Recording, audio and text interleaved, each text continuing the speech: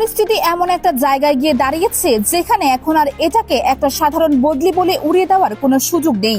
একজন জেলা প্রশাসক যিনি দায়িত্ব পালন করেছিলেন, আইন মানছিলেন, স্বচ্ছতা আনার চেষ্টা করছিলেন, তাকে যখন রাতারাতি সরিয়ে দেওয়া হয় তখন স্বাভাবিকভাবেই একটা প্রশ্ন সামনে আসে, আসলে কি ঘটেছিল পর্দার পেছনে। আর এই প্রশ্নের উত্তর খুঁজতে গেলেই বেরিয়ে আসে এমন একটা চিত্র যেটা বাংলাদেশের প্রশাসনিক ব্যবস্থার ভেতরকার সবচেয়ে অস্বস্তিকর সত্যগুলোর একটিকে সামনে এনে দেয়। সিলেট বাংলাদেশের অত্যাধিক রাজধানী বলে যে অঞ্চলকে মানুষ চেনে, হযরত শাহজালাল রহমতুল্লাহ আলাইহি এবং হযরত শাহপরানের মাজার, এই দুটি স্থান শত শত বছর ধরে লক্ষ লক্ষ মানুষের বিশ্বাস, ভক্তি আর আবেগের কেন্দ্রবিন্দু। প্রতিদিন হাজার হাজার মানুষ আসেন, দোয়া করেন, দান করেন, দেশের ভেতর থেকে দেশের বাইরে থেকে সবাই। কিন্তু এত বছর ধরে একটা প্রশ্ন কেউ জোরে করেনি, এই দানের টাকা যাচ্ছে কোথায়, কে হিসাব রাখছে, কার তত্ত্বাবধানে এই বিপুল অর্থ সংগ্রহ হচ্ছে আর কিভাবে ব্যয় হচ্ছে। এই প্রশ্নটা প্রথমবারের মতো সরাসরি তুলেছিলেন সিলেটের তৎকালীন জেলা প্রশাসক মোহাম্মদ সারওয়ার আলম। আর ঠিক সেখান থেকেই শুরু হয় তার বিরুদ্ধে অদৃশ্য যুদ্ধ। দায়িত্ব নেওয়ার পর থেকেই তিনি লক্ষ্য করেন মাজারকে ঘিরে একটি অত্যন্ত শক্তিশালী অর্থনৈতিক চক্র দীর্ঘদিন ধরে সক্রিয়। কোটি কোটি টাকার দান সংগ্রহ হচ্ছে, কিন্তু এর কোনো স্বচ্ছ হিসাব কোথাও নেই, কোনো অডিট নেই, কোনো রাষ্ট্রীয় তদারকি নেই। প্রশ্ন হলো, এই অবস্থা বছরের পর বছর ধরে চলছিল, কিন্তু কেউ কিছু বলেনি কেন? উত্তরটা সহজ, কারণ এই ব্যবস্থা থেকে লাভবান হচ্ছিল এমন মানুষজন যাদের প্রভাব প্রশাসন থেকে রাজনীতি পর্যন্ত বিস্তৃত। বিএনপি আমলে যারা ছিল, আওয়ামী লীগ আমলেও তারা ছিল। ক্ষমতার রং বদলেছে, কিন্তু এই চক্রের কাঠামো অক্ষত থেকেছে। সারওয়ার আলম সেই কাঠামোতে প্রথম আঘাত করলেন 2026 সালের 22 জুন রোববার দুপুরের দিকে। সারওয়ার আলম তার কার্যালয়ে বসে কাজ করছিলেন।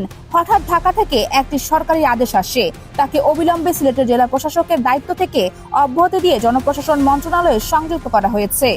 এখানে একটি বিষয় খেয়াল করুন, সাধারণ নিয়মে যখন একজন জেলা প্রশাসককে বদলি করা হয় তখন কিছু প্রশাসনিক প্রটোকল অনুসরণ করা হয়, অসমাপ্ত কাজ গোছানোর সময় দেওয়া হয়, বিদায়ী সাক্ষাৎকার হয়, দায়িত্ব হস্তান্তরের একটি পদ্ধতি আছে। কিন্তু এখানে সেই কোনো নিয়মই মানা হয়নি। নির্দেশ ছিল সরাসরি, এক মুহূর্ত দেরি করা যাবে না। প্রশ্ন হলো, এত তাড়াহুড়ো কেন?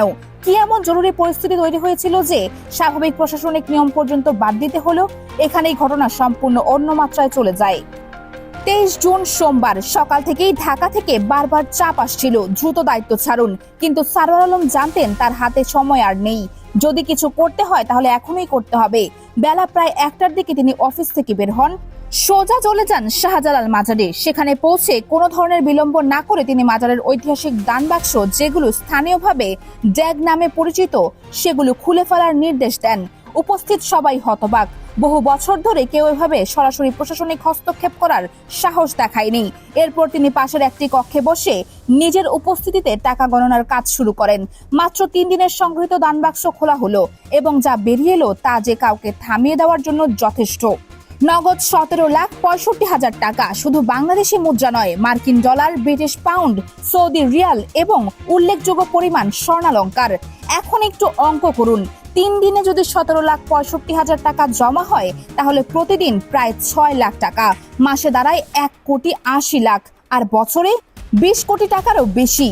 এবং এটা শুধু একটি দান বাক্সের হিসাব। পুরো মাজার কমপ্লেক্সে আরো কতগুলো সংগ্রহ পয়েন্ট আছে সেটা ভাবলে আসল অঙ্কটা আরো অনেক বড় হয়ে দাঁড়ায়।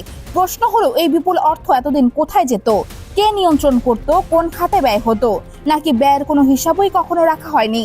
দান বাক্স খোলার খবর ছড়িয়ে পড়তে সময় লাগেনি। ঢাকা এবং সিলেটের উচ্চ মহলে প্রায় সঙ্গে সঙ্গে পৌঁছে গেল তথ্য।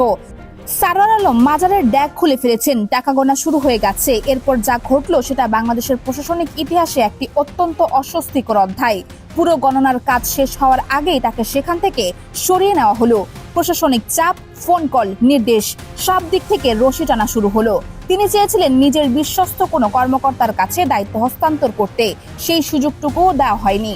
উপর থেকে সরাসরি নির্দেশ এলো, অতিরিক্ত জেলা ম্যাজিস্ট্রেট পিঙ্কি সাহার কাছে দায়িত্ব বুঝিয়ে দিতে হবে। এখানে আরেকটি গুরুত্বপূর্ণ বিষয় খেয়াল করুন, একজন পূর্ণ জেলা প্রশাসককে সরিয়ে তার জায়গায় স্থায়ী কাউকে না দিয়ে তড়িঘড়ি করে ভারপ্রাপ্ত হিসেবে দায়িত্ব দেওয়া হলো। এটা কি স্বাভাবিক প্রশাসনিক সিদ্ধান্ত, নাকি এর পেছনে অন্য কোনো হিসাব কাজ করছে? রাজনৈতিক ও প্রশাসনিক বিশ্লেষকদের একটি বড় অংশ এখন একটি বিষয়ে একমত, মাজারকে ঘিরে যে অদৃশ্য সিন্ডিকেট বছরের পর বছর ধরে কাজ করে আসছিল তারা ঠিক বুঝে গিয়েছিল সারওয়ার আলমকে যদি আরো একটি দিন সিলেটে থাকতে দেওয়া হয় তাহলে পুরো কাঠামোটাই ভেঙে পড়বে। কারণ দান বাক্সের হিসাব বেরিয়ে এলে পরবর্তী ধাপে স্বাভাবিকভাবেই আসতো কারা এই অর্থ পরিচালনা করছিল, কোথায় জমা হচ্ছিল, কোন ব্যাংক অ্যাকাউন্টে যেত, কোন রাজনৈতিক বা প্রশাসনিক ব্যক্তি এর সুবিধাভোগী ছিল।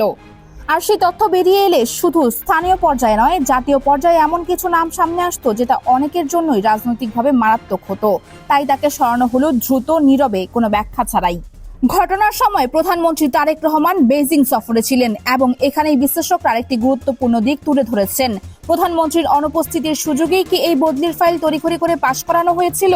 বিশ্বস্ত সূত্রগুলো বলছে, দেশে ফেরার পর এই ঘটনা জানতে পেরে প্রধানমন্ত্রী অত্যন্ত ক্ষুব্ধ হয়েছেন।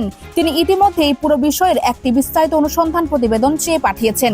শোনা যাচ্ছে সারোয়ার আলমকে সরাসরি প্রধানমন্ত্রীর কার্যালয়ে ডেকে পুরো ঘটনার বিবরণ শোনার পরিকল্পনা রয়েছে এবং তাকে পুনরায় সিলেটের দায়িত্বে ফিরিয়ে আনারও বিষয়টি একটি শক্তিশালী ইঙ্গিত পাওয়া যাচ্ছে।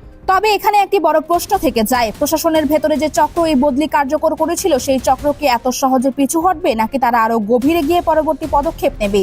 এই ঘটনা শুধু প্রশাসনিক পর্যায়ে সীমাবদ্ধ থাকেনি, জাতীয় সংসদেও এটি নিয়ে তীব্র আলোচনা শুরু হয়েছে। জামায়াত ইসলামীর সংসদ সদস্য এবং সাবেক ছাত্র শিবির সভাপতি সালাউদ্দিন আইয়ুবী সংসদের ফ্লোরে দাঁড়িয়ে সরাসরি প্রশ্ন তোলেন, সরকার কি তাহলে দুর্নীতিকে প্রশ্রয় দেওয়ার জন্যই একজন সৎ কর্মকর্তাকে এভাবে রাতের অন্ধকারে সরিয়ে দিল? এই বক্তব্যের পর পুরো বিষয়টি সাধারণ মানুষের মধ্যে দাবানলের মতো ছড়িয়ে পড়ে। সামাজিক যোগাযোগ মাধ্যমে প্রতিক্রিয়ার ঝড় বয়ে যায়। মানুষ প্রশ্ন করতে শুরু করে, যে দেশে একজন সৎ কর্মকর্তা দুর্নীতির বিরুদ্ধে দাঁড়ালে তাকেই শাস্তি পেতে হয়, সেই দেশে তাহলে সততার মূল্য কোথায়? এখন পুরো পরিস্থিতি দাঁড়িয়ে আছে একটি সন্ধিক্ষণে। একদিকে সারোয়ার আলমকে ফিরিয়ে আনার দাবি ক্রমশ জোরালো হচ্ছে, জনমত তার পক্ষে, প্রধানমন্ত্রী পর্যায় থেকেও ইতিবাচক সংকেত আসছে। অন্যদিকে মাজারকে কেন্দ্র করে যে সিন্ডিকেট দশকের পর দশক ধরে কোটি কোটি টাকা নিয়ন্ত্রণ করে আসছে, তারা কি চুপচাপ বসে থাকবে? তারা কি নতুন কোনো কৌশল নেবে? প্রশাসনের ভেতরে তাদের আরো কত মানুষ আছে? আর সবচেয়ে বড় প্রশ্ন, শাহজালাল মাজারের দান বাক্সে বছরে 20 কোটি টাকারও বেশি জমা হয়, এটা এখন প্রমাণিত। তাহলে গত 10 বছরে, 20 বছরে, 30 বছরে কত হাজার কোটি টাকা এই মাজার থেকে সংগ্রহ হয়েছে? সেই টাকা কোথায় গেছে?